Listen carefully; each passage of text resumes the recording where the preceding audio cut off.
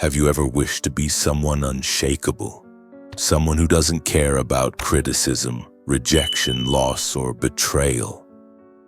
Have you dreamed of the day when you finally stop feeling that silent pain, that anguish eating you up inside, even when you pretend to be fine on the outside? Maybe you're tired of trying to please everyone, of maintaining an image that demands strength all the time, when in reality all you wanted was to rest, just for a moment, from the pressure of being untouchable. But let me tell you something no one else has had the courage to say. As long as you try to avoid pain, it will continue to control you. As long as you numb yourself, protect yourself, hide, you will remain a hostage to everything around you. The words that hurt, the actions that disappoint, the silences that kill inside. This is not weakness, it's the reality for most people. The difference is some pretend better than others. Carl Jung, one of the greatest minds in depth psychology, said, "We are not what happens to us, but what we choose to become." And that's where the key lies.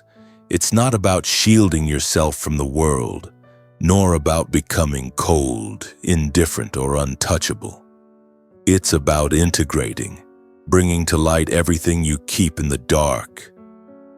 True strength is not the absence of pain, but the full awareness of who you are, even when you're bleeding. If you've made it this far, it's not by chance. This message is for you, the one tired of hurting yourself with everything and everyone. For you who feel powerless, as if others hold a mysterious power over you. I want to show you it doesn't have to be this way. But to change, you must face some hard truths. And for the first time, that pain may set you free. What hurts you is not what others do to you. It's the wound inside that those experiences activate. The stories you tell yourself about them. The old traumas never healed. The emptiness you disguise with strength, pride, and the desperate need to seem well-adjusted. Jung shows us the pain we feel from the outside world is merely a reflection of what hasn't yet been integrated inside us. That's why some can survive devastating events with clarity while others crumble from a single harsh word. It's not about what happens. It's about where it hits you. Here's an uncomfortable truth. You still suffer because you believe you can control how the world treats you. You try to be good enough, strong enough, smart enough, understanding enough, as if that would guarantee no one can hurt you. But control is an illusion. As long as you cling to it, you live in tension, trying to predict the unpredictable, avoid the inevitable. Do you want to stop suffering? Then stop trying to protect yourself from suffering. What you need is not more control, but more awareness. As long as you think others must change for your pain to stop, you remain a slave to their actions. Your freedom begins the moment you understand. Everything outside only has power if it finds an echo within you. And here lies the true battlefield. The unconscious. What you don't see, don't understand, and don't master controls you. The biggest lie you've been told is that you control your life. Wake up. You don't. At least not while living on autopilot, reacting without knowing why, feeling without understanding where it comes from, making decisions you later sabotage. Carl Jung said, "Until you make the unconscious conscious, it will direct your life and you will call it fate." That's exactly what's happening now. The pain, the anger exploding out of nowhere, the sadness invading without reason. None of this is random. They are messages from parts of you forgotten, ignored, repressed. Jung called this the unconscious, not a vague cloud, but an active force. A system of memories, trauma, desires, and fears you avoid facing, yet which decide how you feel and act. You wonder why some words destroy you while others don't. Because those words touch wounds still alive inside you. They are alive because you've never confronted them, only pushed them under the psychological rug. Now you keep tripping over them. We cannot change anything until we accept it, Jung said. Condemnation doesn't liberate, it oppresses. What have you done? Judged yourself, repressed yourself, silenced yourself, hoping it would solve anything. The unconscious doesn't disappear when ignored. It manifests in toxic relationships, self-sabotage, anxieties, and fears, even when life seems fine. This isn't bad luck. It's your unconscious trying to wake you up. But you insist on sleeping. Do you want to be someone no longer hurt? Stop running from what's inside. As long as you don't know you're unconscious, you are a puppet to your emotions. The more you protect yourself from outside pain, the more vulnerable you become to inner pain. There is a way out, not in defending yourself, but in integrating yourself. Becoming untouchable isn't resistance. It's deep knowledge. This is what we'll explore next. What it truly means to be unshaken and why strength comes not from armor but from acceptance. Most believe avoiding pain means closing off, building walls, masks, armor. They say, "I don't care anymore, nothing gets to me." But inside they bleed and corrode because the problem was never about feeling. The problem is not knowing what you feel and why.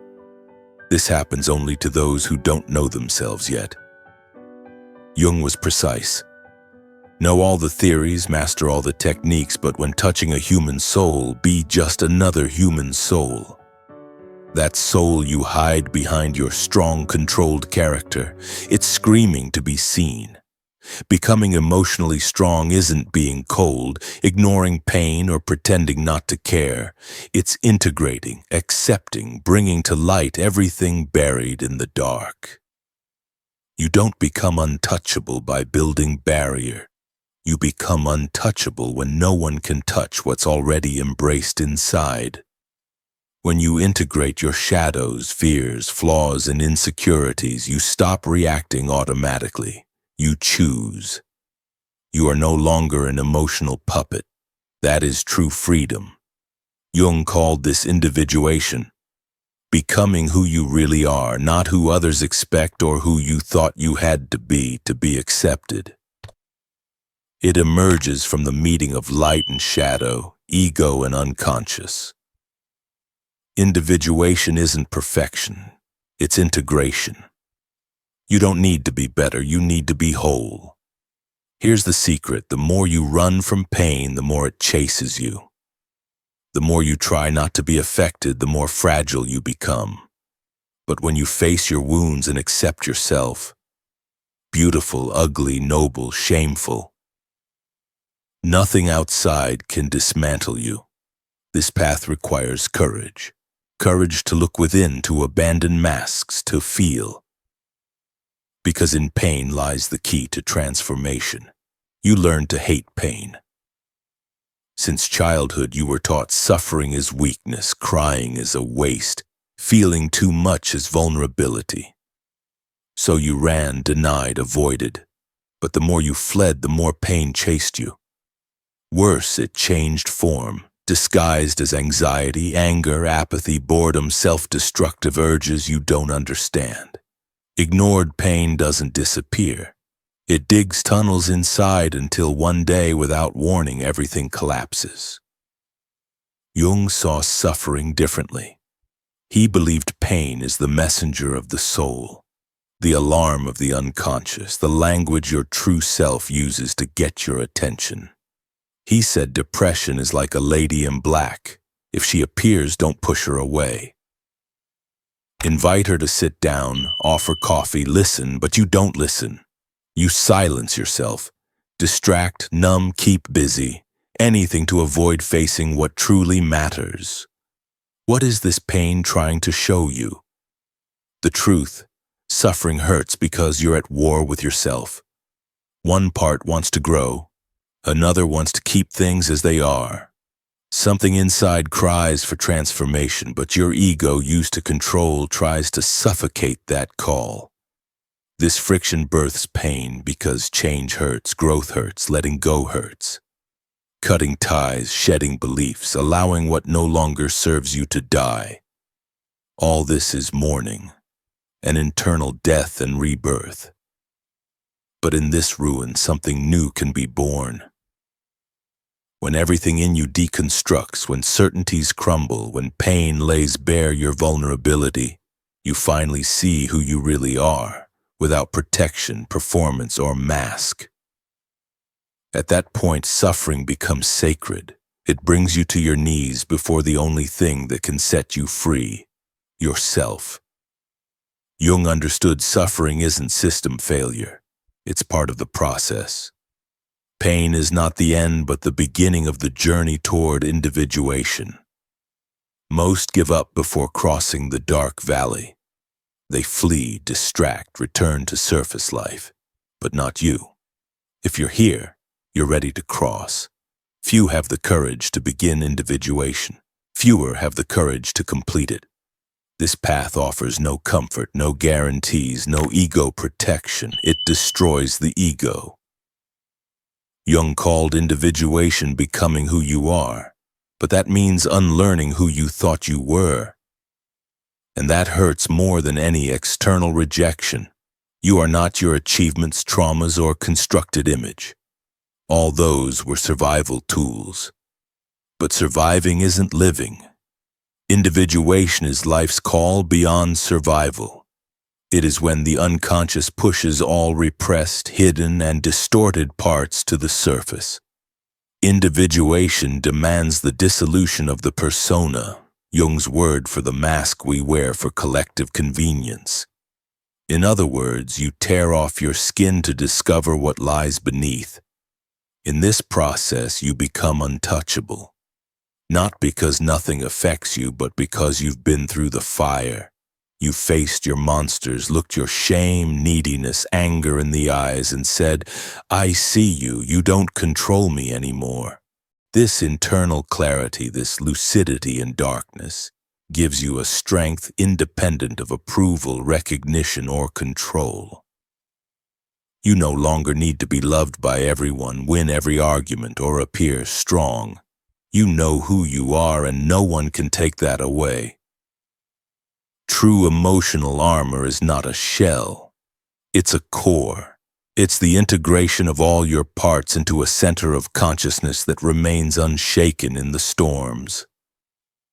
You may feel pain, but it doesn't break you. You may be hurt, but you don't lose yourself, because you have stopped being reactive and started becoming whole. The depths. This depth comes at a price. Loneliness. Not because you'll be alone, but because few can accompany you.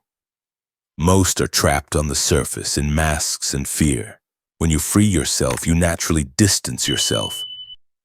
This is not rejection. It is maturation. You distance yourself not out of pride, but because you no longer fit where you once hid. Consciousness is a shield. This brings us to the final point. Consciousness is your shield. It's not strength that protects you. It's clarity. Consciousness is the only state where nothing, absolutely nothing, has power over you. Now that you've come this far, know this. Nothing will shield you from suffering if you remain unconscious inside. Words will hurt. Rejections will sting. Losses will drag you down. Until you awaken. Awakening isn't magical, it's a daily choice. Looking within, even when it hurts. Taking responsibility for your feelings without blaming others, the past, or fate. Jung said, "What you resist persists. What you accept transforms." You've resisted fear, emptiness, loneliness, and invisibility. You hid, silenced, controlled, and tried to be perfect. And that brought you here, exhausted and tired. True emotional immunity isn't hardness. It's clarity, not armor, awareness. When you understand your triggers, patterns, wounds, the actions of others lose power to destroy you. You still feel, but you don't drown. You still suffer, but you don't lose yourself, and that changes everything. What shields you is not protecting yourself from life. It's diving deep into it.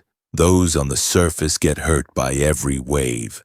Those who dive know there is silence, stability, and power beneath.